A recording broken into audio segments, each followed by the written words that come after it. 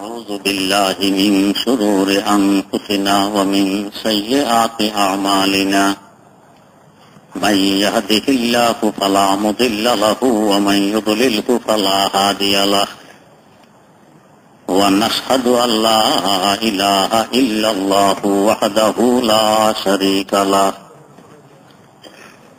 ونشهد أن سيدنا ونبينا ومولانا محمدا عبده ورسوله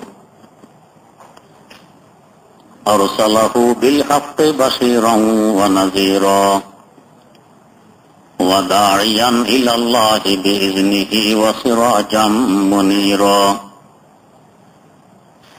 صلى الله تعالى عليه وعلى آله وأصحابه وسلم تسليما كثيرا كثيرا أما بعد فأعوذ بالله من الشيطان الرجيم بسم الله الرحمن الرحيم إذ يغشيكم النعاس أمنة منه وينزل عليكم من السماء ماء ليطهركم به ويذهب عنكم رجس الشيطان وليربط على قلوبكم ويثبت به الأقدام إذ يوحي ربك إلى الملائكة أني معكم فثبتوا الذين آمنوا سألقي في قلوب الذين كفروا الرعب فاضربوا فوق الأعناق واضربوا منهم كل بنان ذلك بأنهم شاقوا الله ورسوله ومن يشاقق الله ورسوله فإن الله شديد العقاب ذلكم فذوقوه وأن للكافرين عذاب النار صدق الله مولانا العظيم সূরা আনফালের 11 নম্বর আয়াত থেকে তেলাওয়াত করা হয়েছে। তেলাওয়াতকৃত আয়াতে আগের ধারা এবং সিলসিলা অব্যাহত রেখে মুসলমানদের উপর জঙ্গে বদর সম্পর্কীয় কি কি নিয়ামত আল্লাহ পাক নাজিল করেছেন সেগুলো আলোচনা করছেন। এক নিয়ামত ছিল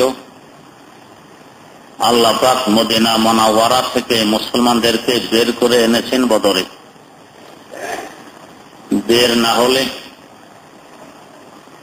মুসলমানরা জয়যুক্ত হতো না, মুসলমানদের রোব কাফেরদের মধ্যে জমত না। বড় একটা নিয়ামত। 2 নম্বর, আল্লাহ পাক মুসলমানদের দোয়া কবুল করেছেন। 3 নম্বর, ফেরেশতা দিয়ে মুসলমানদের সাহায্য করেছেন। 4 নম্বরে এখানে আরেকটি নিয়ামতের আলোচনা করতেছেন, ইউওয়াশিকুমুন নুআসা আমানাতাম মিনহু। ওই সময়কেও স্মরণ করো যে সময় আমার একটি নিয়ামত তোমাদের উপর অবতীর্ণ হয়েছিল। কি নিয়ামত? যুদ্ধ যেদিন সংগঠিত হবে তার আগের রাত ঠিকভাবে যদি যোদ্ধারা ঘুমাইতে না পারে, অর্গুমা থাকে, অটোমেটিক মাথায় ব্যথা হয়, ক্লান্তি অনুভব হয়, ভালো করে যুদ্ধ করতে পারবে না। আর যদি ভালো করে ঘুমিয়ে উঠতে পারে তাহলে ব্রেন ফ্রেশ, শরীর সতেজ, ফুর্তির সাথে যুদ্ধ করতে পারে। হযরত সুফিয়ান সাউরি রাহিমাহুল্লাহ হযরত আব্দুল্লাহ ইবনে মাসউদ রাদিয়াল্লাহু তাআলা আনহু থেকে বর্ণনা করেন, যুদ্ধের রাতে যদি ঘুম আসে এটা ভালো আলামত, জয়ী হওয়ার চিহ্ন। যুদ্ধের মাঠে ঘুম আসলে জয়ী হওয়ার চিহ্ন, এই আলামতটি ভালো। এটা মিনাল্লাহ, আল্লাহর পক্ষ থেকে আসে রহমত হিসাবে। আর যদি নামাজে ঘুম আসে তো এটা মিনাস শয়তান, শয়তানের পক্ষ থেকে নামাজে ঘুম আসে, এটা খারাপ, ভালো নয়। তো নামাজে ঘুমানো ভালো নয়, আর যুদ্ধে ঘুমানো ভালো। এখানে সাহাবায়ে কেরাম মদিনায়ে মুনাওয়ারা থেকে লম্বা রাস্তা অতিক্রম করে বদর নামক স্থানে পৌঁছলেন, ক্লান্ত পরিশ্রান্ত। এর মধ্যে সকলেরই ঘুম এসে গেছে, রাত্রে গভীর ঘুম। একমাত্র আল্লাহর নবী সাল্লাল্লাহু আলাইহি ওয়াসাল্লাম ঘুমাননি, রাতভর তাহাজ্জুদ পড়ছেন আর দোয়া করছেন। আর সাহাবায়ে কেরাম ঘুম ইচ্ছায় অনিচ্ছায় ঘুম যেতে না চাইলেও ঘুম এসে গেছে। আল্লাহ পাক ওইটা বলতেছেন, ওই সময়কে স্মরণ করো, ইয ইউগাশশিকুমুন নুআস, তন্দ্রা তোমাদেরকে একেবারে ঢেকে ফেলেছে, তোমরা তন্দ্রাচ্ছন্ন হয়ে গভীর ঘুমে বিভোর ছিলে। এটা একটা নেয়ামত ছিল। যুদ্ধের আগের রাত ভালো করে ঘুমিয়ে নিলে পরের দিন তাজা দম আর নতুন উদ্যমে তোমরা যুদ্ধ করতে পারবে। কেন আমি এই ঘুমটা দিলাম তোমাদেরকে? আমানাতাম মিনহু, আমি আল্লাহর পক্ষ থেকে তোমাদেরকে সান্ত্বনা দেওয়ার লক্ষ্যে, সতেজ করার লক্ষ্যে। এই গেল ৪র্থ নম্বর নেয়ামত। তো আরেকটি নেয়ামতের কথা স্মরণ করো, ৫ম নম্বরের নেয়ামত জঙ্গে বদর সম্পর্কে। সেটা কি? ওয়া ইউনাজ্জিলু আলাইকুম মিনাস সামা'i মা'a, আমি আকাশ থেকে পানি অবতীর্ণ করেছি বৃষ্টি বর্ষণের মাধ্যমে। তো এটা নেয়ামত কি করে হলো? মুসলমানেরা বদর নামক স্থানে পৌঁছার আগেই কাফেররা সেখানে পৌঁছে গেছিল। ওরা আগে ভাগে কোন জায়গাটি ভালো সেই জায়গা বাছনি করে তাদের দখলে নিয়ে নিয়েছে। ওইখানে একটি কূপ আছে, তো তাদের পানির ব্যবস্থাও হইল, নিচু জায়গায় তারা দখল করে নিল। যেহেতু বালিকাময় স্থান, যারা বদর এলাকায় গেছেন তারা দেখেছেন কি পরিমাণ বালি। মক্কায়ে মুকাররমা, মদিনায়ে মুনাওয়ারা এবং তায়েফ, এখানে অসংখ্য পাহাড় আছে। তায়েফ তো একটা পাহাড়ের দেশ, কিন্তু পাহাড়কে বালি দিয়ে ঢেকে রাখে না, পাথরে পাহাড় দেখা যায়। বদরে গেলে দেখবেন বিশাল বিশাল পাহাড় বালির নিচে ঢাকা পড়ে আছে, বাতাস জোরে সোরে চলতেছে আর বালি উড়ে উড়ে পাথরগুলোকে ঢেকে ফেলতেছে। বিশাল পাহাড় দেখা যায়, শুধু বালির পাহাড়। তো বালিকাময় স্থানে, আর যেখানে মেঘ বৃষ্টি নেই, পানি নেই, মরু এলাকা, প্রচন্ড খরা আর রৌদ্র, শুষ্ক আবহাওয়া, উঁচু এলাকায় বালির মধ্যে দাঁড়াইলে পা ঠিকানা পিছলিয়ে নিচের দিকে পড়ে যায়। শুকনা বালির উপরে হাঁটতে তো বড় কষ্ট, পা ঠিকানা এখানে। এই জন্য আল্লাহ রাব্বুল আলামিন বালিকাময় স্থানের জন্য একটা জাহাজের ব্যবস্থা করছেন, ওট। ওটের পা দেখা মাটিতে পড়ে যে অংশ, পায়ের খুরা নিচের দিক, এটা অনেক বড় এবং মাটিতে পড়লে এটা আরো ছড়িয়ে পড়ে, বালির মধ্যে ডুবে না। কিন্তু মানুষের পা তো এরকম মাটিতে ফেলার পরে ছড়িয়ে পড়ে না, আপন অবস্থায় থাকে। পাও হলো চিকন, বালিতে পা দিলে ডেবে যায়। হ্যাঁ, বালি যদি ভিজা থাকে তাহলে পা দিতে আরামও লাগে, ঠান্ডা লাগে, বালিও জমে থাকে, এটা ভালো। তো নিচু এলাকায় বালি থাকে ভিজা, উপর এলাকায় থাকে শুকনা। তো নিচু এলাকা দখল করে নিয়েছে কাফেররা। এখানে একটি কূপও আছে, এটাও তাদের দখলে। তার মানে জমাট বালি তাদের দখলে, কুয়াও তাদের দখলে, বড় আরামে থাকতে পারে। আর মুসলমানরা এসে পেয়েছে উপরের জায়গা, এখানে পা টিকে না, উত্তপ্ত বালি, গরম বালি, পানির ব্যবস্থা নেই, বড় মুশকিল। এই অবস্থা দেখে একজন সাহাবী বললেন, ইয়া রাসূলুল্লাহ, এই জায়গাটি যে আপনি ঠিক করলেন পড়াও ডালার জন্য, আমাদেরকে থাকার জন্য, এটা কি আল্লাহর নির্দেশে না আপনার নিজের পছন্দ মতো? যদি আল্লাহর নির্দেশে হয় তাহলে তো আর আমাদের চুঁচারা করার কোনো সুযোগ নেই, দ্বিমত করার কোনো সুযোগ নেই। আর যদি আল্লাহর নির্দেশে না হয় তাহলে তো দ্বিমত করা যায়। হুজুর বললেন যে না, এটা আমি নিজেই চয়েস করেছি।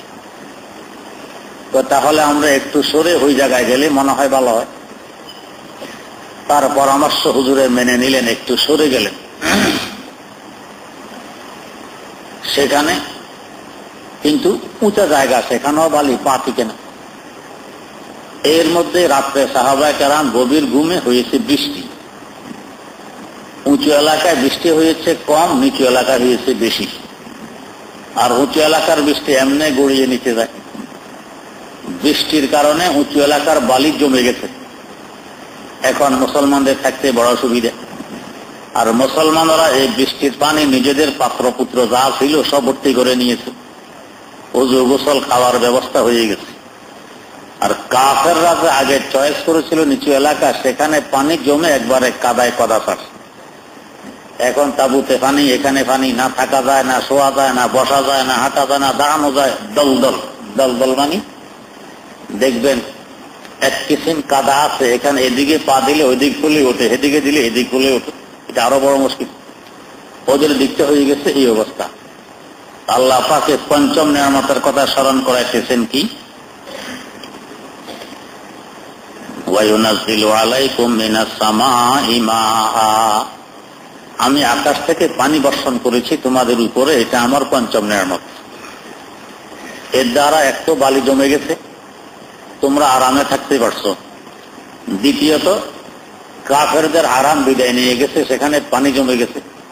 তো তোমাদের এখানে বৃষ্টির কারণে বালি জমে গেছে, ওদের ওখানে বৃষ্টির কারণে পানি জমে গেছে। তোমাদের জন্য হয়ে গেছে আরাম, ওদের জন্য হয়ে গেছে বেআরাম। এবং এর পাশাপাশি তোমাদের আরেকটা উপকার হচ্ছে কি, লিয়ুতাহহিরাকুম বিহি, এই পানি দ্বারা তোমরা পাক পবিত্রতা অর্জন করতে পারছো। পানি না থাকলে তায়াম্মুম করা লাগে, পায়খানা প্রস্রাব করলে পাকসাপ হওয়া কঠিন হয়। এখন পানির ব্যবস্থা হয়ে গেছে, তোমরা পাকসাপ হতে পারছো। ওয়ায়ুযহিবু আনকুম রিজসাশ শাইতান, এবং শয়তানের ধোঁকাও তোমাদের থেকে দূর হয়ে গেছে। তা কি করো?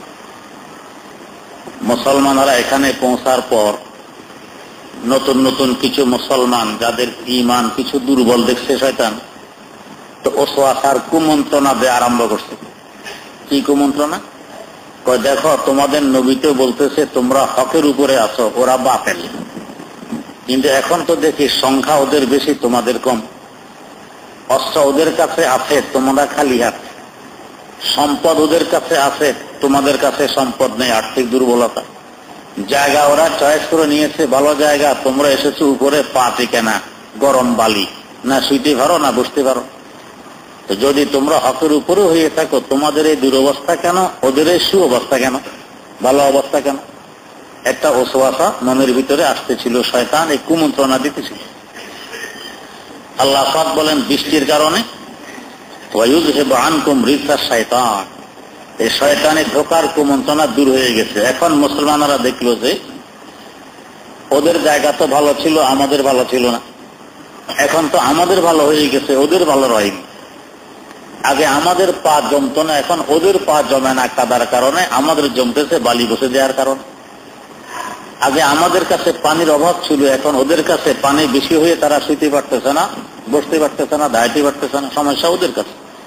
ওসওয়াসা দূর হয়ে গেছে অন্তর থেকে, বুঝা গেছে আমরাই হকের উপরে আছি।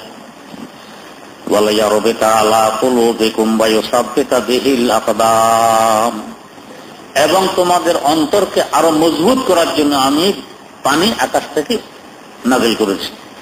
ওয়া ইউসাব্বিতা বিহিল আকদাম, এবং তোমাদের পা যাতে জমে যায় এই জন্য আমি বৃষ্টি বর্ষণ করেছি। আল্লাহ রাব্বুল আলামিন এই নিয়ামতগুলো স্মরণ করাই আমাদের ঈমান আরো মজবুত করতেছেন, যে আমি মুসলমানদেরকে কিভাবে সাহায্য সহানুভূতি করি। ইয ইউহি রাব্বুকা ইলাল মালাইকাতি আন্নী মাআকুম ফাসাব্বিতুল্লাযীনা আমানু সাউলকি ফী কুলুবিল্লাযীনা কাফারু রুবা ফাযরিবু ফাওকাল আ'নাকি ওয়াদরিবু মিনহুম কুল্লা বানান। যুদ্ধ শুরু হবে আগামীকাল থেকে। আজকেই কয়েকজন সাহাবী পরামর্শ করলেন যে হুজুর, যুদ্ধের মাঠে আপনি সরাসরি অবতরণ করবেন, এটা মুনাফিক হবে না, ভালো মনে হয় না।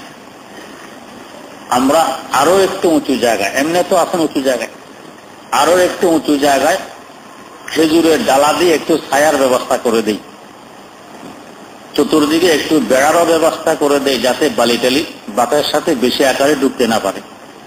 আপনি এখানে অবস্থান করবেন আর দোয়া করবেন, এবং আপনার জন্য খুব মজবুত একটি সাওয়ারিও এর পাশে থাকবে। খেজুরের পাতা দিয়ে ছায়া দেয়া হয়েছে, তাকে বলে আরিশ।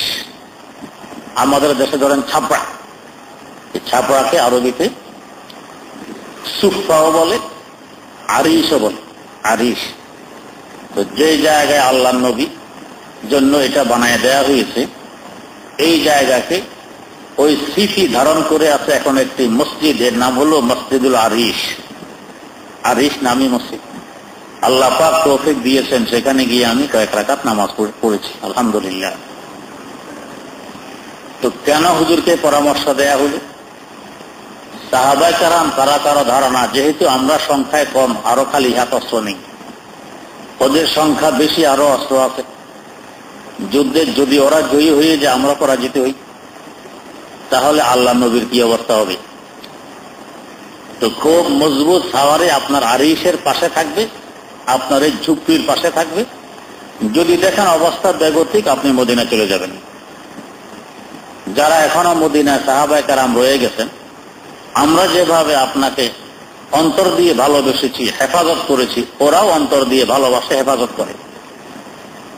যদি ওরা জানতো যে দুই গ্রুপের অস্ত্রওয়ালা গ্রুপের সাথে আমাদের যুদ্ধ হবে, সংঘর্ষ হবে, তাহলে ওরা কেউ মদিনায় থাকতো না, ওরাও আমাদের সাথে চলে আসতো। তখন প্রবল ধারণা ছিল আমাদের সংঘর্ষ হবে মালওয়ালা সম্প্রদায়ের সাথে, যারা সিরিয়া থেকে ব্যবসা করে মাল নিয়ে মক্কা শরীফ যেতেছে, তাদের সাথে সংঘর্ষ হবে। এই জন্য ওরা সকলে আসেনি, এরা তো নিরস্ত্র। কিন্তু এখন তো সংঘর্ষ হয়ে গেল অস্ত্রওয়ালার সাথে, যারা মক্কায় মুকাররমা থেকে এসেছে। অতএব ওরাও আপনাকে ভালোবাসবে, হেফাজত করবে, কোনো সমস্যা হবে না, আপনি মদিনায় চলে যাবেন। আর আমরা শহীদ হয়ে গেলে তো গেছি, আর যদি জয়ী হই তাহলে তার কোনো কথাই নেই। তো হুজুর এই আরিশের মধ্যে অবস্থান নিলেন। এটার ভিতরে সিদ্দিক আকবর, আবু বকর রাদিয়াল্লাহু তাআলা আনহু ঢুকতেন, অন্য কেউ ঢুকতেও না। তো হুজুর এখানেই অবস্থান নিলেন। সাহাবায়ে কেরাম পুরা দমে যুদ্ধের মাঠে অবতরণ করলেন। এখানে বিভিন্ন তাফসীর গ্রন্থে উল্লেখ আছে, তাফসীরে দুররে মনসুরেও আছে। তো আরিশের মধ্যে হুজুর সিজদায় পড়ে কাঁদতেছিলেন এবং বলতেছিলেন যে আল্লাহ, এই মুষ্টিময় কয়েকজন আল্লাহর আপনার মুমিন বান্দা যদি আজ এখানে পরাজিত হয়ে যায়, তো দুনিয়াতে সহি ইবাদত করনে ওয়ালা, আপনার ইবাদত করনে ওয়ালা কোনো মানুষ আর থাকবে না। আপনার ইবাদত যাতে সহিভাবে দুনিয়াতে চলতে থাকে, এই জন্য এই মানুষগুলোকে আপনি দয়া মায়া করে জয়ী করুন, দোয়া করতেছিলেন। এর মধ্যে হুজুরেরও তন্দ্রা এসে গেছে। তন্দ্রা অবস্থায় হঠাৎ হুজুর খিলখিল করে হেসে দিলেন। সিদ্দিক আকবর, আবু বকর রাদিয়াল্লাহু তাআলা আনহু আছেন, হাসতে হাসতে আরিশ থেকে বেরিয়ে আসতেন। এসে বলতেছেন, আবু বকর, ওই দেখো পাহাড়ের পাশে হযরত জিবরিল আমিন আলাইহিস সালাম দাঁড়াই আছেন। এটা সুসংবাদের জন্য হেসে দিলেন। এবং হুজুর ওই টিলার উপরে দাঁড়াইয়ে এক একটি জায়গা দেখায় দেখায় বলতেন, দেখো এই জায়গায় আবু জাহাল নিহিত হবে, এই জায়গায় অমুক নিহিত হবে, ওই জায়গায় অমুক নিহিত হবে। তো হুজুর যে জায়গাগুলো দেখায় আগেই বলে দিয়েছিলেন অমুক অমুক নিহিত হবে, পরবর্তীতে দেখা গেছে এক চুল পরিমাণ বেশ কম হয়নি, ঠিক ওই জায়গায় ওই কাফের নিহিত হয়েছে। তো আল্লাহ রাব্বুল আলামিন বলতেছেন, ওয়ালা ইউরবিতা আলা কুলুবিকুম ওয়া ইউসাব্বিতা বিহিল আকদাম ইয ইউহি রাব্বুকা ইলাল মালাইকাতি আন্নী মাআকুম। আল্লাহ পাক তখন ফেরেশতাদেরকে পাঠাইলেন, প্রথমে 1000, পরে 3000 পাঠাই এদেরকে জানায় দিলেন, দেখো আমিও তোমাদের সাথে আছি। তবে ফাসাব্বিতুল্লাযীনা আমানু, মুমিন বান্দাদের কদম জমায়ে রাখবে, এদের কলবকে মজবুত করে রাখবে, হিম্মত আফজাই করবে, এদেরকে সাহস দিয়ে রাখবে। এটা হলো তোমাদের কাজ। সাউলকি ফি কুলুবিল্লাযীনা কাফারুর রুব, আমি এখন এই কাফেরদের অন্তরে ভয়ভীতি ঢুকাই দিচ্ছি। এরা মুসলমানদেরকে দেখলে অটোমেটিক ভয় পাবে। যেমন আমরা মানুষ, আর একটি জাতি আছে জিন জাতি। জিন জাতিকে আমরা সচরাচর দেখি না। এরা কোনো কিছুর সুরত ধরলে তখন দেখি, না হয় দেখি না। আমাদের যেমন হিসাব নিকাশ আছে, ওদেরও হিসাব নিকাশ আছে। ওরা আমাদের আগেই বসবাস করেছিল এই পৃথিবীতে। এখন ওরা যদি আমাদেরকে বিরক্ত করা আরম্ভ করে, এখন তো মাঝে মধ্যে করে কাউকে কাউকে, সবাইকে তো করে না। সংখ্যায় ওরা আমাদের থেকে কমপক্ষে 10 গুণ বেশি। জিন জাতির সংখ্যা মানুষ জাতি থেকে 10 গুণ বেশি। যেমন আমরা আছি বর্তমানে 700 কোটি, তাহলে ওরা হবে 7,000 কোটি, 10 গুণ বেশি। তো সোজা কথা, তো এই 7,000 কোটি যদি বাস্তবে এরা আমাদের থেকে দুর্বল হয়, 10 গুণ বেশি হওয়ার কারণে আমাদেরকে বিরক্ত করতে চাইলে আমরা আরামে ঘুমাতে পারতাম, আরামে খেতে পারতাম, আরামে চলতে পারতাম? পারতাম না। 2-1জনকে যে মাঝে মধ্যে বিরক্ত করে কি অবস্থা। আমার এক সাথী বলতেছেন, আমি এখানে লজিং থাকতাম বাড়ির দুয়ারে, তাঁতারি ঘরে। পার্শ্ববর্তী বাড়িতে একজনকে এরকম দিনে ধরছে। তো বেচারারা ব্রিটিশে আমাকে নিয়ে গেছে, হুজুর দেখেন কি করা যায়। কথা আমি যা জানি একটু ঝাড়ফুঁক করছি, করাতে ওটা চলে গেছে। তো ওরাও খুশি, আমিও খুশি, যাক কথাতে শুনছি সেটা চলে গেছে। রাত্রে আসার পরে খেয়ে দিয়ে আসছে কাঁটারি ঘরে। এখন কোন লোকজন আর নেই। পার্শ্বে এক লোকের শিমের বাগান, শিম গাছ খুব ঝাড়ের মধ্যে বেরিয়ে আছে।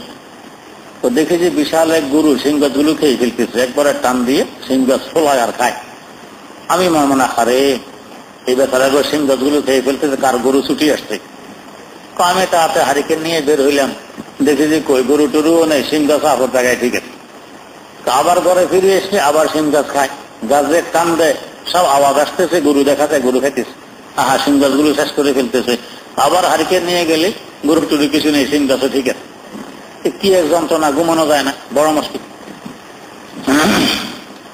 আমার আরেক ভগ্নিপতি জেঠাতো বোনের জামাই উত্তরবঙ্গে গেছেন এক জায়গায় রমজানে। এরা হুজুরকে ইমাম হিসেবে রাখছেন 1 মাসের জন্য। 1 মাসে নামাজ পড়াবে, তারাবি পড়াবে। তো যেই ঘরে থাকতে দিয়েছেন, তো 15 দিন ঠিকঠাক ছিলেন। 15 দিন পরে এই ইফতারের মুহূর্তে প্রস্রাবখানায় গেছি প্রস্রাব করতে। তো দেখি যে প্রস্রাবখানার সামনে মহিলা একজন দাঁড়াই গেছে। আমি অপেক্ষা করতেছি এর স্বরূপ, তারপর আমি প্রস্রাব করবো। তো দেখি সরে না, যে ব্যাপার কি সরে না। একটু এগিয়ে দিয়ে বললাম, এই তুমি এখানে কি করো, সরো। ধমক দেখি তো সরে গেছে। আমি প্রস্রাব করে ঠিকঠাক চলে আসছি। তা তারাবির পরে সবাই যখন চলে গেছে, আমি শুইছি, মশারি টানাইছি, দেখি যে আমার দুয়ারে খটখট করতেছে।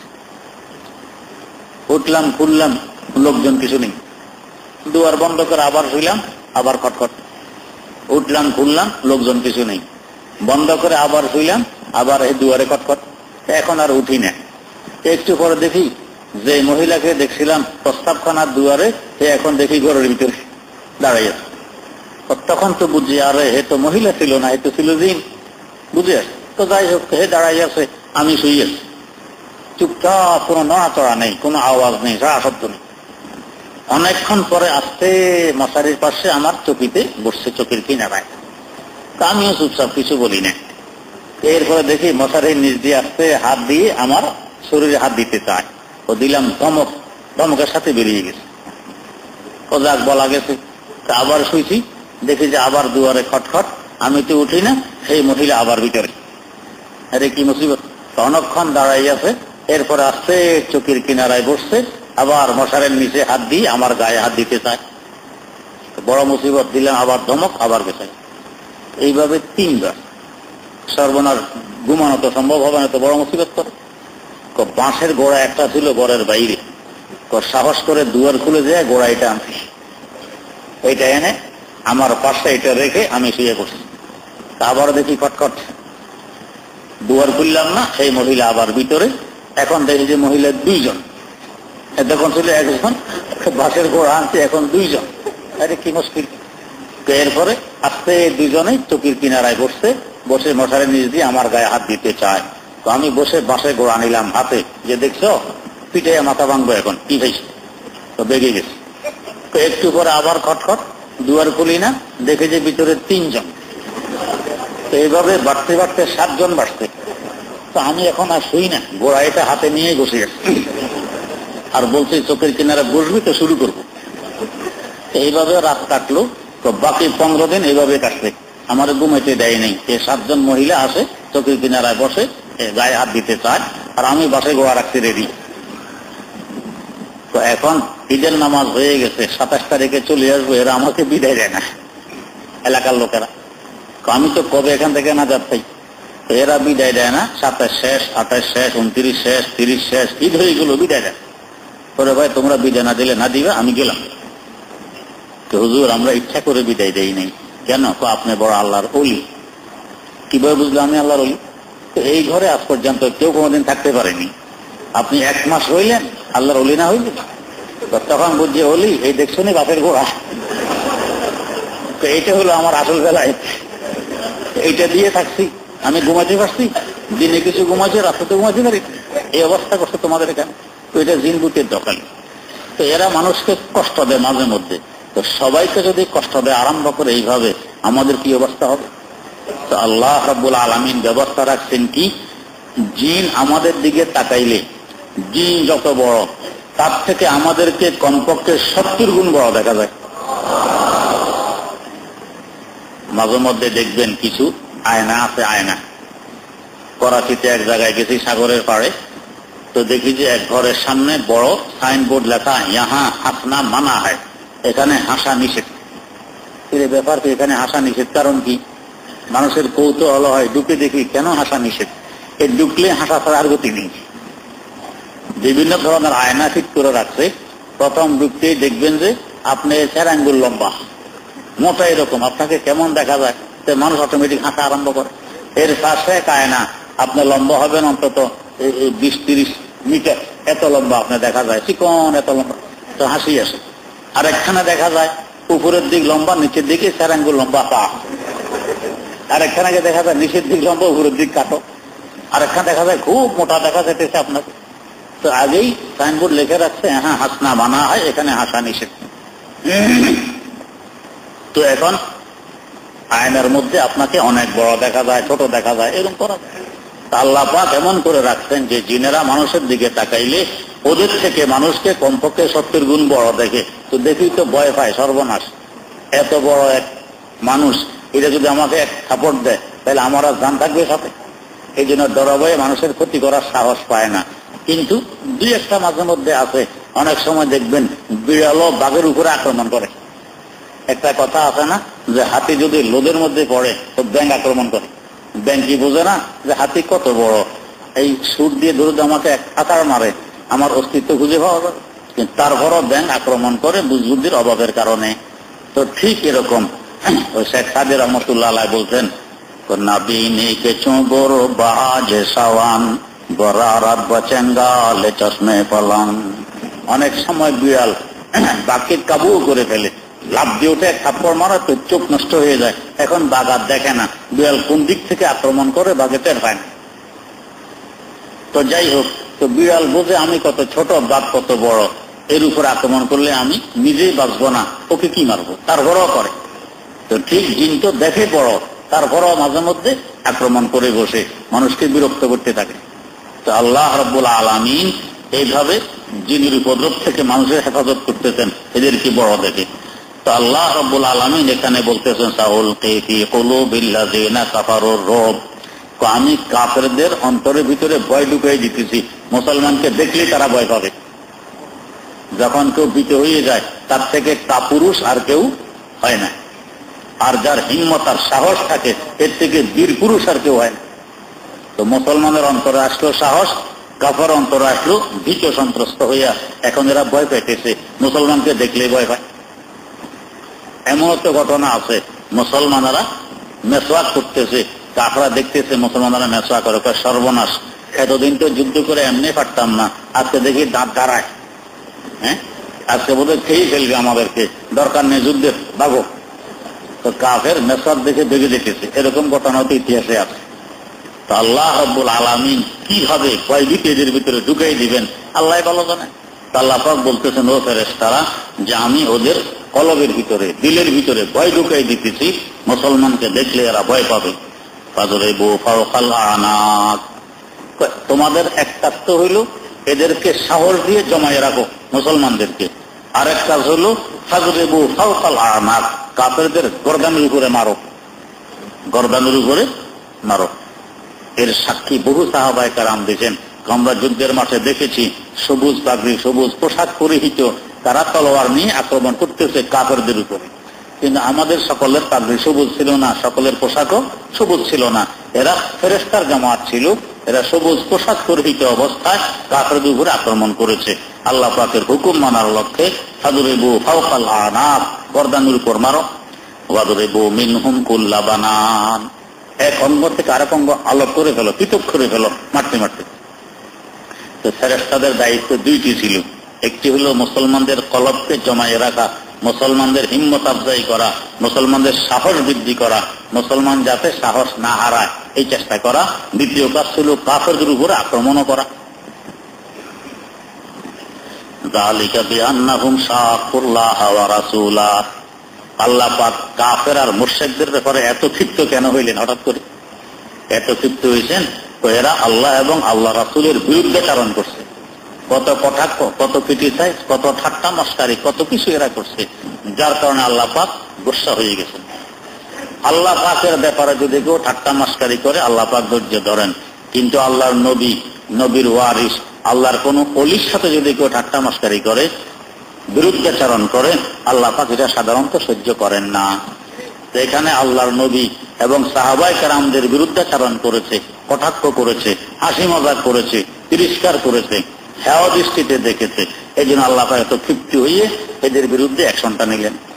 যালিকা বিআন্নাহুম শাকুল্লাহ ওয়া রাসূলাহু ওয়া মান ইউশাকিল্লাহ ওয়া রাসূলাহু ফাইন্নাল্লাহা শাদীদুল ইকাব। এতক্ষণ তো গেছে ওই সময়ের কাফেরদের কথা। এরা আল্লাহ এবং আল্লাহ রাসূলের বিরুদ্ধাচরণ করেছে, তাদের আনুগত্যতা স্বীকার করেনি। এই জন্য আল্লাহ পাক ফেরেশতা পাঠাইয়া তাদের কলবের ভিতরে ভয়ভীতি ঢুকাই দিতেন। সংখ্যায় বেশি হওয়ার কারণও, অস্ত্রশস্ত্র থাকা সত্ত্বেও এরা পরাজিত হয়ে গেছে। সামনে আল্লাহ পাক একটা কথা বলতেছেন, এটা আমাদের জন্য খুব শিক্ষণীয়। পিছনেরটা তো শিক্ষণীয় আছে। তো এতক্ষণ তো বলছি ওই সময়ের কাফেরদের কথা। আগে একটা নীতি আল্লাহ পাক উল্লেখ করতেছেন। নীতি কি? নীতি ওয়া মান ইউশাকিল্লাহ ওয়া মান ইউশাকিল্লাহ ওয়া রাসূলাহু, যে কোনো মানুষ আল্লাহ এবং আল্লাহ রাসূল সাল্লাল্লাহু আলাইহি ওয়াসাল্লামের বিরুদ্ধাচরণ করবে, চাই ওই সময় হোক, চাই পরবর্তীতে হোক, কিয়ামতের আগ পর্যন্ত যে কোনো মানুষ আল্লাহ এবং আল্লাহ রাসূলের বিরুদ্ধাচরণ করবে। আর রাসূলের অবর্তমানে যারা রাসূলের মিশন নিয়ে এগিয়ে চলছেন তাদের বিরুদ্ধাচরণ করবে। এরা উলামায়ে কেরাম। রাসূল বলে গেছেন, আল উলামা ওয়ারাসাতুল আম্বিয়া, আলেমরা হলো নবীদের ওয়ারিস, প্রতিনিধি। তো আমার উম্মতের মধ্যে যারা আলেম এরা আমার প্রতিনিধি, আমার ওয়ারিস। অতএব যারা আল্লাহ আর নবী থাকলে নবীর, নবী না থাকলে নবীর ওয়ারিসের বিরুদ্ধাচরণ করবে, ওমান ইউশাকিল্লাহ ওয়া রাসূলাহু ফাইন্নাল্লাহা শাদীদুল ইকাব, আল্লাহ পাক এদেরকে কঠোর শাস্তি দিবেন। দুনিয়াতেও দিবেন মানুষকে শিক্ষা দেওয়ার জন্য, আর আখিরাতে তো উভয় জাহান এদের কঠোর শাস্তির ব্যবস্থা থাকবে। আল্লাহ পাক আরো রাগান্বিত হয়ে আগে বলতেছেন, যালিকুম ফাযুকু, তো এই বিরুদ্ধাচরণের ফল তোমরা এখন একটু চকো, স্বাদ গ্রহণ করো। বিরুদ্ধাচরণের কি স্বাদ? আল্লাহ আল্লাহ রাসূলের বিরুদ্ধাচরণ করছো, রাসূলের ওয়ারিসদের বিরুদ্ধাচরণ করছো, একটু স্বাদ গ্রহণ করো, কেমন লাগে। ওয়া আন্না লিল কাফিরিনা আযাবান নার, আর এই ধরনের কাফেরদের জন্য দুনিয়াতে তো আছেই আযাবের স্বাদ গ্রহণ, আর আখিরাতে হবে আযাবান নার, জাহান্নামের শাস্তি, দুজকের শাস্তি। এখান থেকে আরেকটি কথা বুঝে আসে, আল্লাহ এবং আল্লাহ রাসূলের বিরুদ্ধাচরণ যারা করে, রাসূলের অবর্তমানে রাসূলের ওয়ারিসদের বিরুদ্ধাচরণ যারা করে, এদের ঈমান থাকে না। এই জন্য বলতেছেন ওয়া আন্না লিল কাফিরিন আযাবান নার, কাফেরদের জন্য বিরুদ্ধাচরণ যে করবে সে কাফের হয়ে যাবে। ফতোয়ায়ে আলমগীরিয়াতে পরিষ্কার লেখা আছে, কেউ যদি কোনো আলেমকে আলেম হওয়ার কারণে গালি দেয়, কটাক্ষ করে, ওর সাথে সাথে তার ঈমান চলে যায়, সে বেঈমান হয়ে যায়। এই আয়াত থেকে এই মাসালা বুঝে আসে যে ওয়া আন্না লিল কাফিরিনা আযাবান নার, কাফেরদের জন্য জাহান্নামে কঠোর শাস্তির ব্যবস্থা। আমাদেরকে সবসময় এই ব্যাপারে হুঁশিয়ার থাকতে হবে যে কোনো আলেম ওলামার বিরুদ্ধাচারণ যাতে আমি না করি। আলেমের সকল কথা আমার মনোভূত হবে এটা আবশ্যক নয়। আলেমও তো মানুষ, তার কথা সব আমার মনোভূত হবে আবশ্যক নয়। বরং আলেম তো পরের কথা, আল্লাহর সব কথা তো আমরা মনে করি আমার মনোভূত নয়।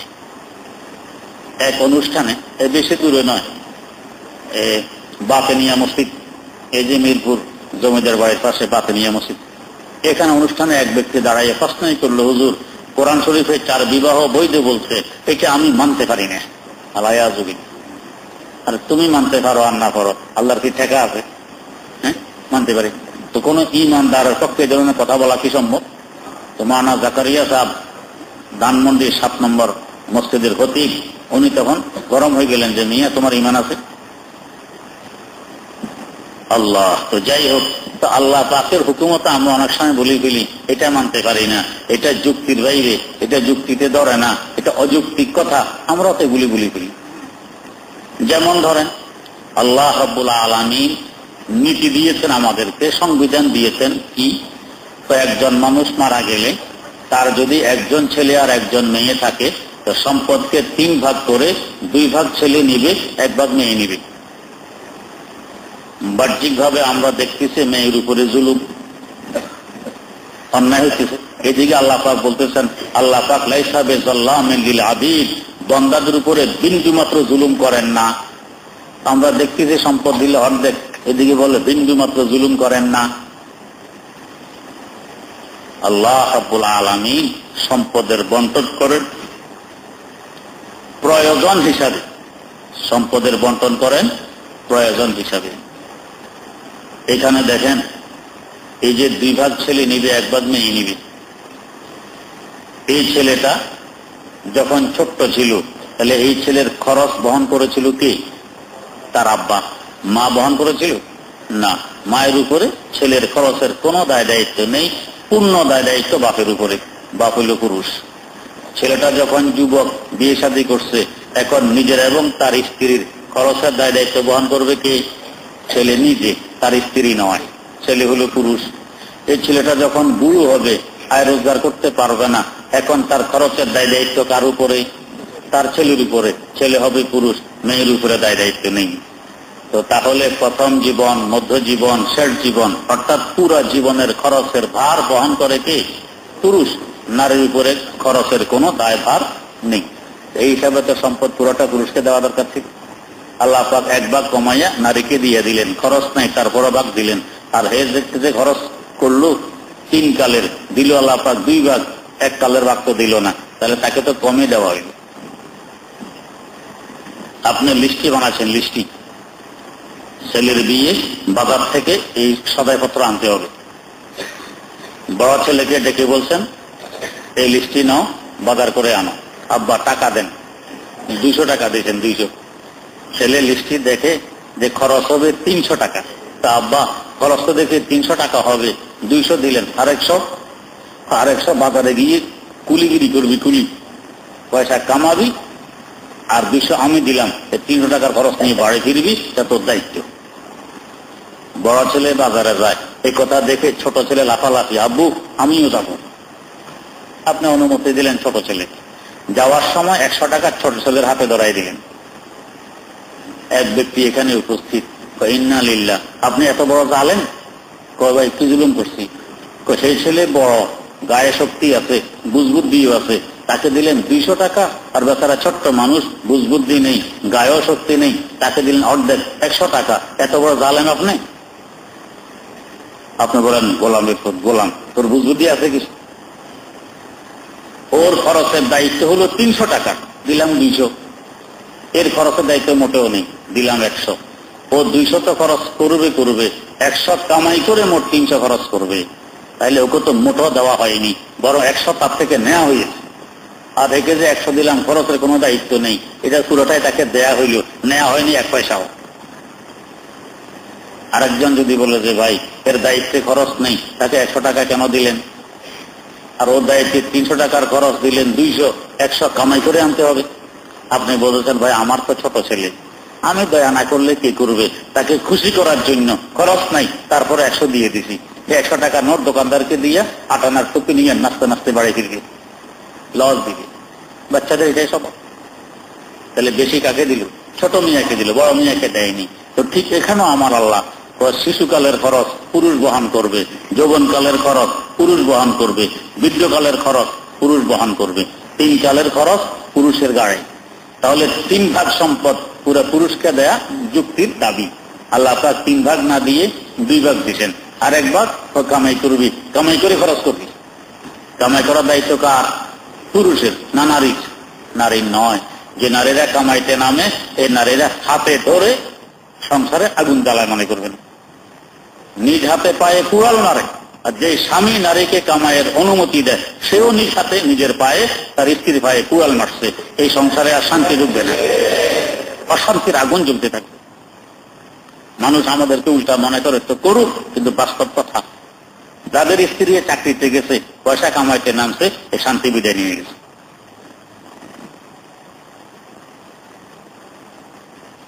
নারীর দায়িত্বে কোনো খরচ নেই, আল্লাহ পাক তারপরে 1 ভাগ দিয়ে দিচ্ছেন। এখন যাদের বুঝবুদ্ধির অভাব, এরা তো বলবে যে আল্লাহ নাউজুবিল্লাহ জুলুম করছেন, পুরুষের শক্তি বেশি, বুঝবুদ্ধি বেশি, তাকে দিল 2 ভাগ, নারীর শক্তি কম, বুঝবুদ্ধি কম, তাকে দিল 1 ভাগ, জুলুম করছে। আল্লাহ বলবেন, গোলামের পুত গোলাম, কিছু বুঝছুর আছে তো? দায়িত্ব তো 3 কালের খরচের দায়িত্ব দিলাম পুরুষকে, 3 ভাগ তাকে দেওয়ার দরকার ছিল, দিলাম 2 ভাগ, আর 1 ভাগ কামাই করে খরচ করবে। তাহলে তাকে তো দেওয়া হয়নি, 1 ভাগ আরো নেওয়া হয়েছে। নারীর দায়িত্বে কোনো খরচ নেই, তাকে 1 ভাগ দিয়ে দিলাম, এটাই তো বেশি। আর একজন যদি বলে যে আল্লাহ নারীর দায়িত্বে খরচ নেই, 1 ভাগ কেন দিয়ে দিলেন? আল্লাহ পাক বলবেন, আমার একটু মাখলুক, আমি এত দুর্বল করে সৃষ্টি করেছি, আমি এত বুঝবুদ্ধি কম দিয়ে সৃষ্টি করেছি, আমি দয়া না করলে কে করবে? তার দয়া না করে 1 ভাগ ফ্রি মুক্ত দিয়ে দিলাম। কিন্তু আমরা যাদের বুঝবুদ্ধির অভাব মনে করি আল্লাহ পাক আল-আয়াযুবিল্লাহ জুলুম করছেন, নারীকে দিচ্ছেন অর্ধেক, পুরুষকে দিচ্ছেন সমান। লেখানা পত্র পত্রিকায় আসে যে যেভাবে হোক আমরা নারীর অধিকার প্রতিষ্ঠা করব, সম্পদ সমানভাবে বন্টন করব। তো সমানভাবে বন্টন করলে যিনি এই বক্তব্যটা দেন, নারী ঘরে ফাঁকশাক করে, তাহলে এখন ওনাকে আনতে হবে 6 মাস আপনি ভাগ করবেন, 6 মাস আপনার বিবি ভাগাবে। 6 মাস ভাগ করবেন আপনি মন্ত্রী, আর 6 মাস করবে আপনার বিবি। তো যে 6 মাস আপনি করবেন, এই 6 মাস মন্ত্রী থাকবে আপনার বিবি, আর যে সমাজ বিবি পাকাবে সেই সমাজ মন্ত্রী থাকবেন আপনি। আল্লাহু আকবার।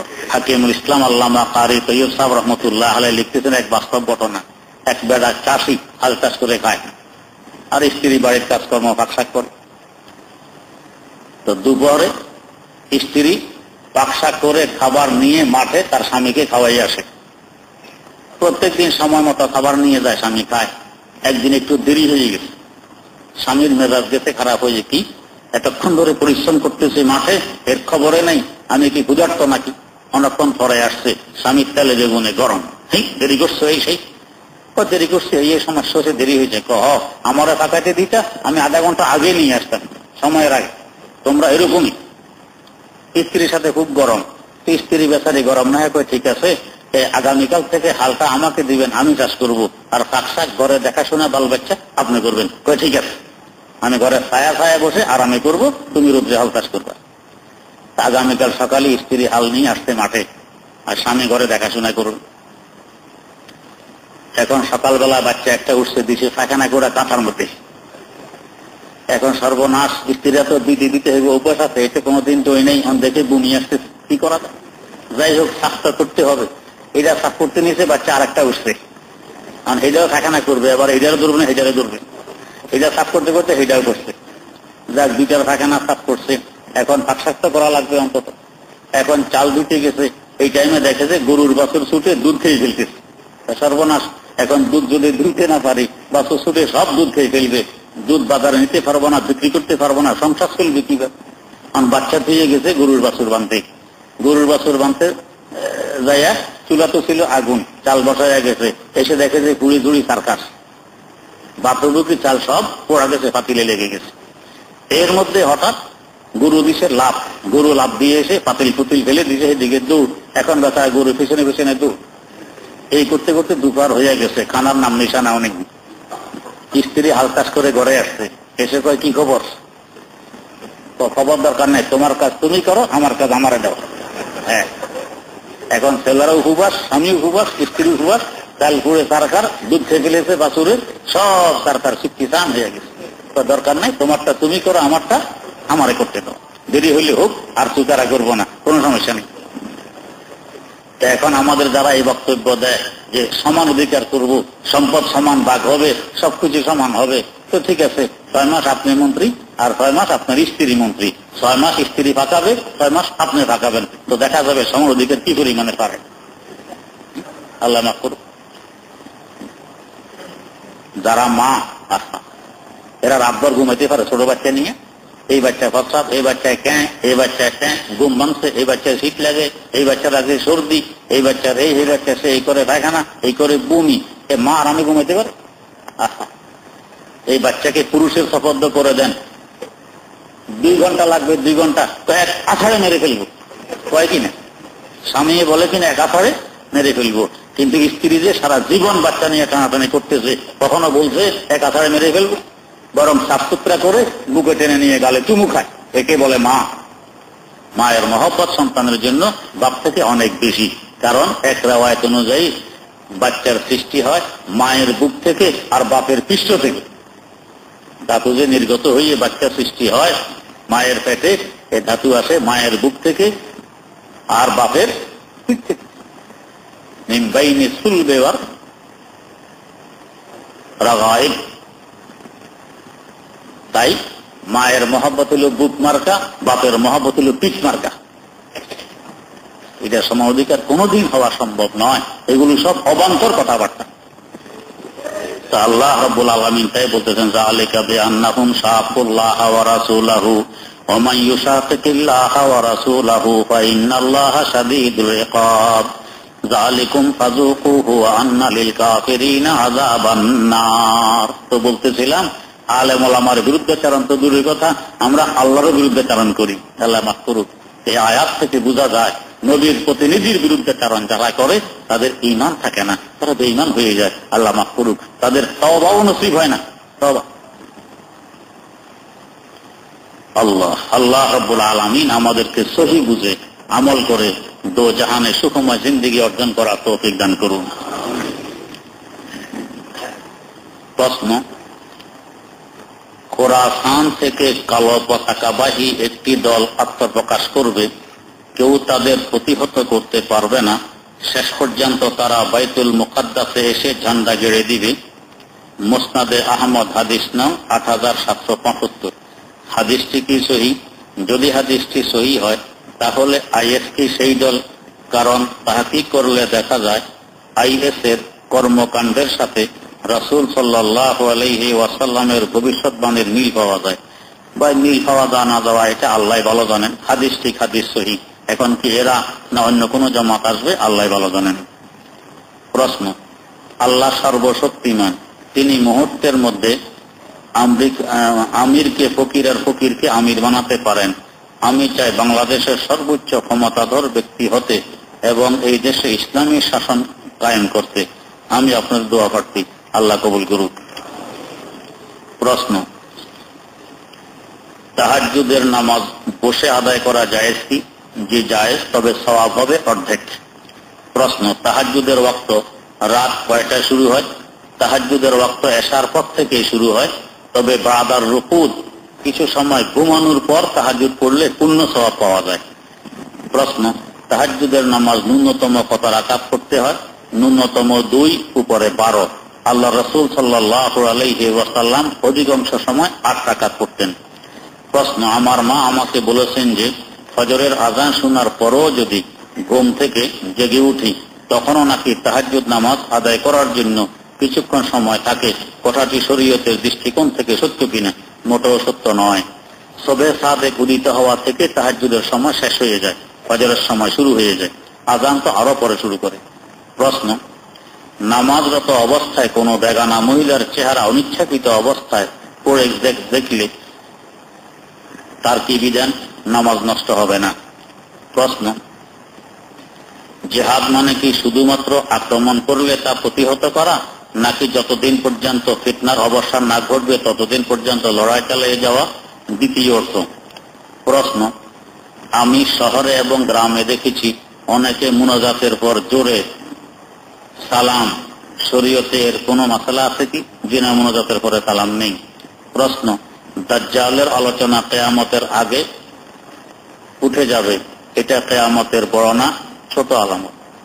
দাজ্জালের আলোচনা কিয়ামতের আগে উঠে যাবে, এটা কিয়ামতের বড় না ছোট আলামত? আর এখন কোথায় দাজ্জালের আলোচনা শোনা যায় না? কথা সঠিক নয়, দাজ্জাল আলোচনা শোনা যায়, আমাদের এখানে বহুদিন যাবতে আলোচনা হয়েছে। প্রশ্ন, বিদর্ভীরা নাকি হাতের করে গুণে আমল করে, তাহলে আমাদের হাতের করে গুণে আমল করা সুন্নত নিয়ম কি? আসলে গণার নিয়ম হাতের করে নয়, আমরা তাসবিহ তাহলিল হাতে গণি, এটা নিয়ম হইল ভিন্ন। সবাই তো দেখবেন না, বৃদ্ধাঙ্গুলিকে যতটুকু তার গোড়ার দিকে মিলানো যায় এটা হইল এক, সুবহানাল্লাহ একবার হইল। এরপরে অনামিকাকে মিলাইলাম, আর কনিষ্ঠ আঙ্গুলিকে মাথা গোড়ার দিকে মিলাইলে এক হয়, অনামিকা মিলাইলে 2 হয়, মধ্যমা মিলাইলে 3 হয়, এই হলো 3। এরপরে কনিষ্ঠ আঙ্গুলিকে উঠাইলে 4, এরপরে অনামিকা উঠাইলে 5, এরপরে অনামিকা লাগাইয়ে মধ্যমাকে উঠাইলে হয় 6, এরপরে আবার কনিষ্ঠ লাগাইলে 7, অনামিকা লাগাইলে 8, মধ্যমা লাগাইলে 9, আর বৃদ্ধাঙ্গুলির পরে শাহাদাত আঙ্গুল তর্জনী আঙ্গুলের মাথা লাগাইলে হয় 10। এরপরে আবার আগের নিয়মে কনিষ্ঠ আঙ্গুলের মাথা লাগাবেন 1, অনামিকার মাথা লাগাবেন 2, মধ্যমার মাথা লাগাবেন 3, এরপরে কনিষ্ঠার মাথা ছেড়ে দিবেন 4, অনামিকার মাথা ছেড়ে দিবেন 5, মধ্যমার মাথা ছেড়ে অনামিকার মাথা লাগাবেন, এ হলো 6। আবার কনিষ্ঠ আঙ্গুলের মাথা লাগাবেন 7, অনামিকার মাথা লাগাইবেন 8, মধ্যমার মাথা লাগাইবেন 9, এ হয়ে গেল 19। এরপরে তর্জনী এবং মধ্যমার মধ্যখানের নিচে বৃদ্ধাঙ্গুলির মাথা লাগালে এটা হয় 20। আবার তর্জনীর বাহিরের পাশে বৃদ্ধাঙ্গুলের মাথা লাগালে হয় 30, এর উপরের করে লাগাইলে হয় 40, এর উপরে লাগাইলে হয় 50। এভাবে বাড়তে বাড়তে 20,000 পর্যন্ত 2 হাতের মধ্যে গুনতে পারবেন। এর উপরে একটি কিতাব আছে, নাম হলো উকদাতুল আনামিল, আঙ্গুল দিয়ে গণনা পদ্ধতি। হাকিমুল উম্মত মুজাদ্দিদুল মিল্লাত হযরত শাহ আশরাফ আলী থানভী রাহমাতুল্লাহ আলাইহির লিখিত কিতাব, এক সময় সংগ্রহ করে দেখে নেবেন, এভাবে গণার নিয়ম। প্রশ্ন, বিবাহ করা সুন্নত নয় কিন্তু সুন্নত পদ্ধতিতে বিবাহ করা সুন্নত, অনুরূপ ভাবে দাড়ি রাখা সুন্নত নয় কিন্তু সুন্নত পদ্ধতিতে রাখা সুন্নত, কথাগুলো কি সঠিক? মোটেও সঠিক নয়। বিবাহ করাও সুন্নত, সুন্নত পদ্ধতিতে করাও সুন্নত, তেমনি ভাবে দাড়ি রাখা ওয়াজিব, সুন্নত পদ্ধতিতে রাখা ওয়াজিব। প্রশ্ন, পিতামাতার সুস্থতা, বোনদের বিবাহ এবং পারিবারিক বিভিন্ন সমস্যার সমাধানের জন্য দোয়া চাই, আল্লাহ পাক সমাধান করে দিন।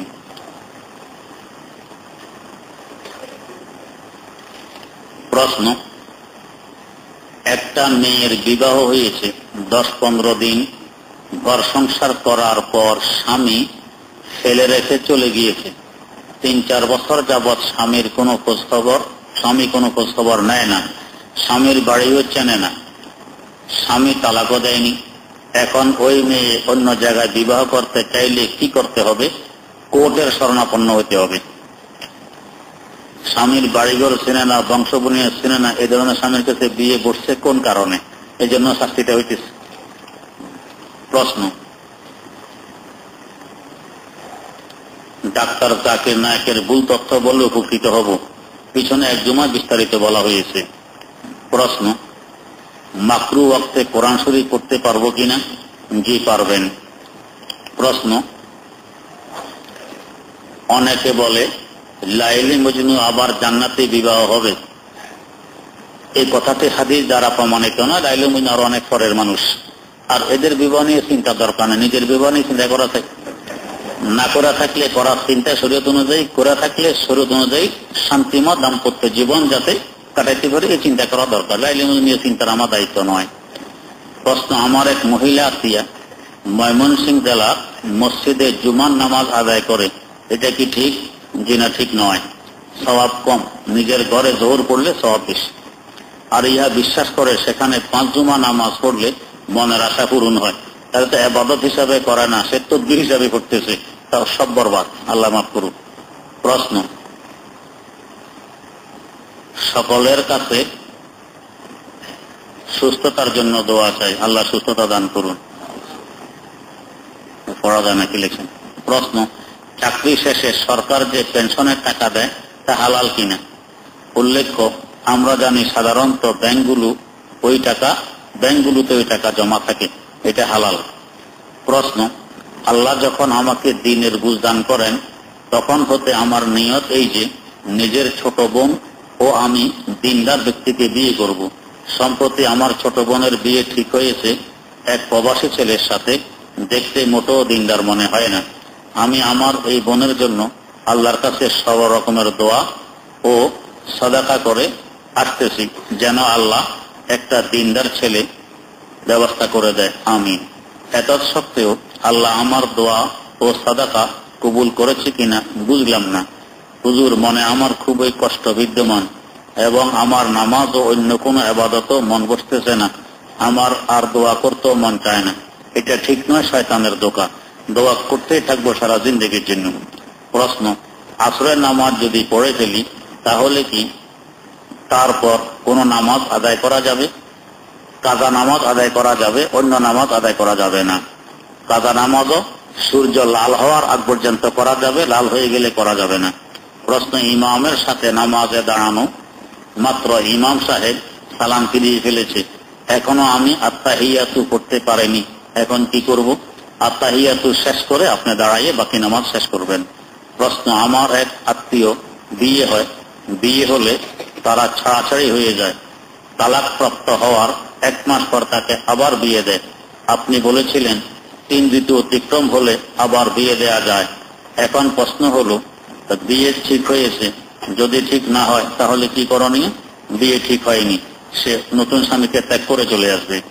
প্রশ্ন, ইকামতের সময় যখন আশহাদু আন্না মুহাম্মাদুর রাসূলুল্লাহ বলে তখন কি সাল্লাল্লাহু আলাইহি ওয়াসাল্লাম বলবো নাকি মুয়াজ্জিন যা বলে তাই বলবো? হাদিস শরীফে এসেছে মুয়াজ্জিন যা বলে তাই বলবে, এখানে সাল্লাল্লাহু আলাইহি ওয়াসাল্লাম বলার কথা হাদিসে নেই।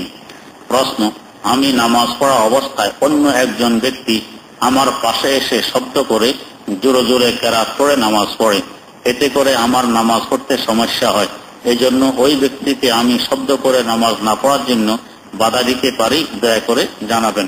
জি, পারবেন। প্রশ্ন, প্রিয় নবী সাল্লাল্লাহু আলাইহি ওয়াসাল্লামকে সৃষ্টি না করলে আল্লাহ রাব্বুল আলামিন কিছুই সৃষ্টি করতেন না, কথাটি কি সহি? জি না, কথাটি সহি নয়।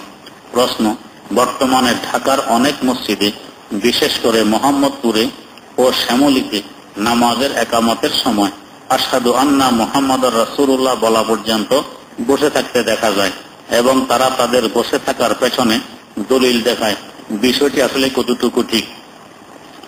যদি অল্প মানুষ হয়, আগে থেকে সব সোজা আছে, তাহলে বসে থাকলে দোষের কিছু নেই, ভালো।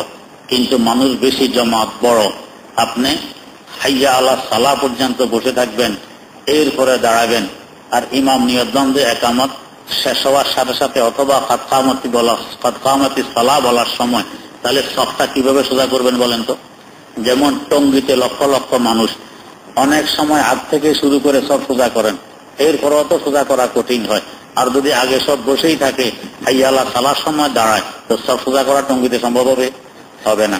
তো এই পর্যন্ত বসে থাকা কোন কোন কিতাবে মুস্তাহাব লিখেছে ঠিক, কিন্তু সব সোজা করে এর থেকে আরো বেশি জরুরি।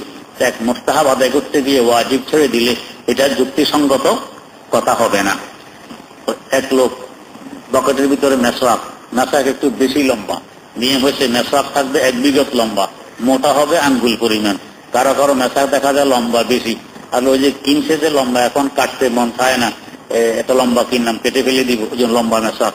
আর মোটা এই পরিমাণ, এটা মুখের ছিদ্র দিয়ে ঢুকাইতেও কষ্ট, এত মোটা আছে কারো মেসওয়াক, আল্লাহ মাফ করুক।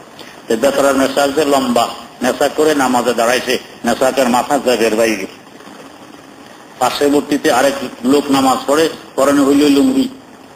এখন এই বেচারা সিজা থেকে উঠার সময় মেসাকের মাথা বাঁধছে এই লুঙ্গির মধ্যে, এই তো দাঁড়াই গেছে সোজা, মেসাকের মাথায় লুঙ্গি বাঁধা, অবস্থাটা কি হয়েছে কোন?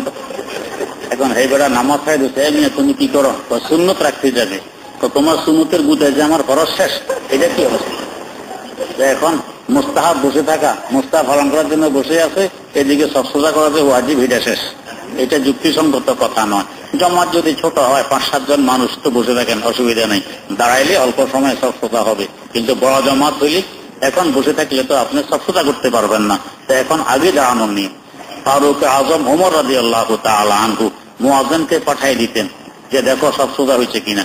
ওনার কাছে এসে যখন সংবাদ বলা হইতো হ্যাঁ সব সোজা হয়েছে, এরপরে তিনি নিয়ত বানতেন। এই জন্য সব সোজা আগে করে নিতে হয়।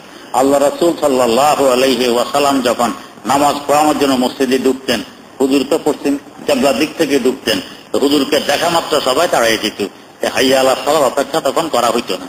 এখনো দেখবেন মক্কায় মুকাররমা মদিনায় মুনাওয়ারা আগে দাঁড়িয়ে যায়, হাইয়া আলাস সালাত অপেক্ষা করা হয় না। প্রশ্ন, ব্রাকে কম্পিউটার পদে চাকরি করা জায়েজ আছে কিনা? এরা আসলে অনিসলামিক কার্যকলাপে বেশিরভাগ লিপ্ত, তাই এই ধরনের কাজে সহায়তা হয় বিদায় সেখানে চাকরি না করা চাই। আলহামদুলিল্লাহ রাব্বিল আলামিন ওয়াসসালাতু ওয়াসসালামু আলা আশরাফিল আমবিয়া ওয়াল মুরসালিন সাইয়্যিদিনা ওয়া মাওলানা মুহাম্মাদিন ওয়া আলা আলিহি ওয়া আসহাবিহি আজমাইন। রব্বানা আতিনা ফিদ দুনিয়া হাসানাতাও ওয়া ফিল আখিরাতি হাসানাতাও ওয়া কিনা আযাবান নার। ربنا ظلمنا أنفسنا وإن لم تغفر لنا وترحمنا لنكونن من الخاسرين.